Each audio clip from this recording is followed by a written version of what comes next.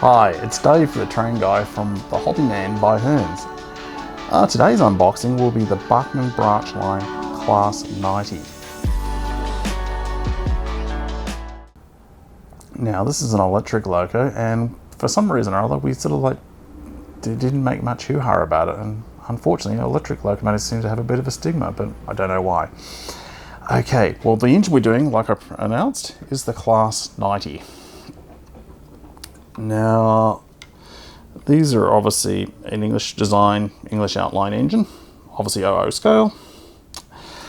Now, these engines were produced came into service around about 1987. They were built by British Rail Engineering Limited, and I think over a 4 to 5 year period they started into service. Now, predominantly they were there to replace a lot of the existing classes of electric locos, which was the Class 86, 85, 84 and 83, or they didn't remove them completely from service. It was meant to take over from more of the prestige fast line workings. Now these engines are a BOCO, so a BOBO, 4 axles, 8 wheels, and they produce an amazing 5,000 horsepower. From an Australian perspective, for any loco with that sort of wheel arrangement to produce that sort of horsepower is pretty amazing out here in Australia.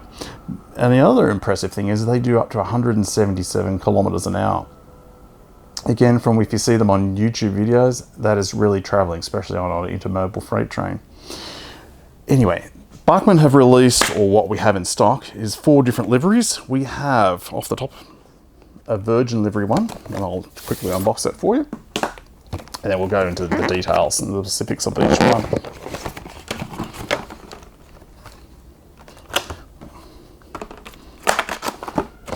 Rather attractive Richard Branson type color scheme.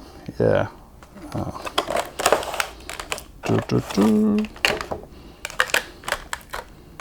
Yeah, we'll give it give it the full justice and take it right out of the box. Now the finish on that is really lovely. I love, I know you do get etched number plates, but this one's the City of Glasgow. Molded on details, really quite impressive actually. You've got the step, some of it's added on, but especially when you look here, all the compressors and associated brake equipment here.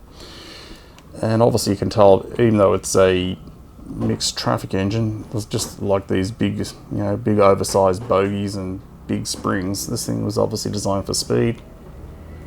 Another thing I find interesting is that they don't have pantographs at both ends, it's just at one end.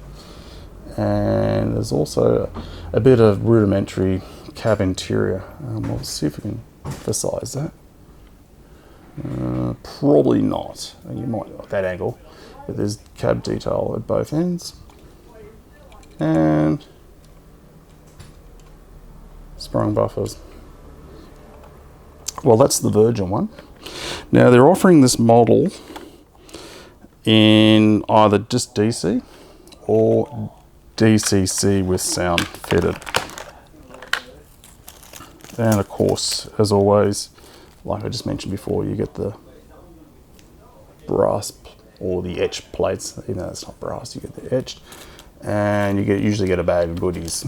So the mandatory blanking plate, and you also get NU hoses and NU cables and alike. And as always too, which is what I really like about Bachmann Branchline stuff, you get a rather comprehensive sort of a history on the back. Yeah, just gives you a bit more of a background. And of course you get quite a comprehensive instruction set. So the placement of MU cables, couplings, and there's quite a bit of detail here. And you can have the loco with retracted buffers, or you can remove the NEM type coupling, standard coupling, and put a screw link coupling in its place. So it looks a little bit more realistic when it's coming head on. And of course you get the list of sound functions as well. In this case it's to 23 functions.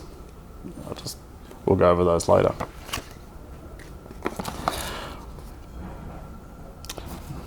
That's the Virgin one. Now it's all. We also have in stock.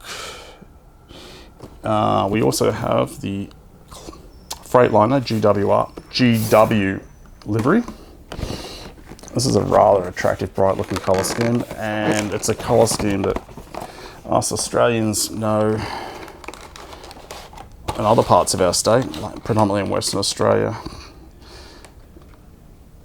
which is the Freightliner livery or the GWR livery, and that's rather attractive. I'll take it right out.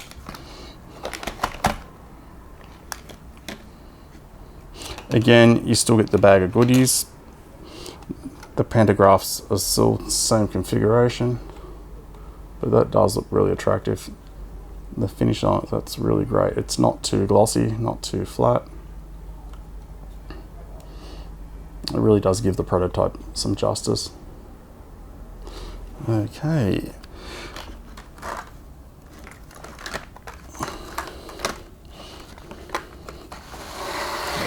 Running out of space here. And we also have the last days of government ownership. I think it's the Swallow livery.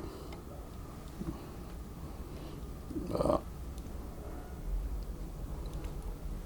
we go.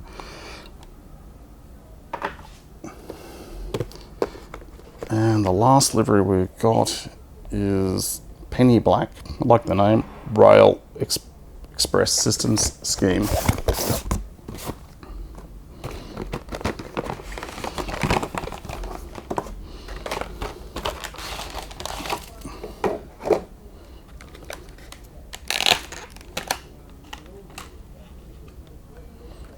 Again, it looks modern, rather attractive. Definitely for your modern era modelers.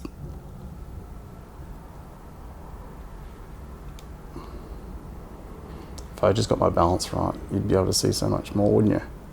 There we go. Yeah. All right.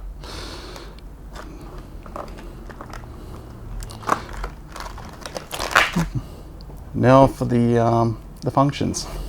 I just weighed the Loco. It comes in at 491 grams. So it's a pretty heavy sort of a unit, and that would pull a size of intermodal container train or a passenger train. So it's a bit of a puller. Anyway, going on to the functions list. Ta-da! All right, we'll just play a few of them. We won't play all of them, but as most people would probably associate an electric loco as about as exciting as the sounds coming out of the back of the washing machine or the fridge, but I think not. Okay, 1, switch on sound, pretty cool. 2 is brakes latching on and off. It's just a really gush of air. 3,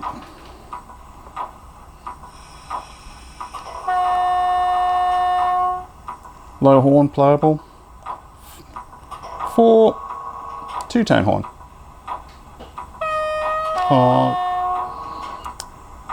5 is just the park brake. And this is the best party trick of all. Pantographs up. Function 6. Now, if we get a pan shot, you'd be able to see that. That's really cool. I don't know if you're picking that up, but I can't tilt this thing outside, but isn't that cool? I like that. Pantographs go up, go down. Number 7 is wheel flange. Number 8, wipers. 9 is air dump. We'll do that again.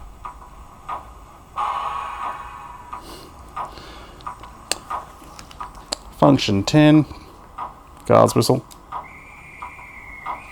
One more time.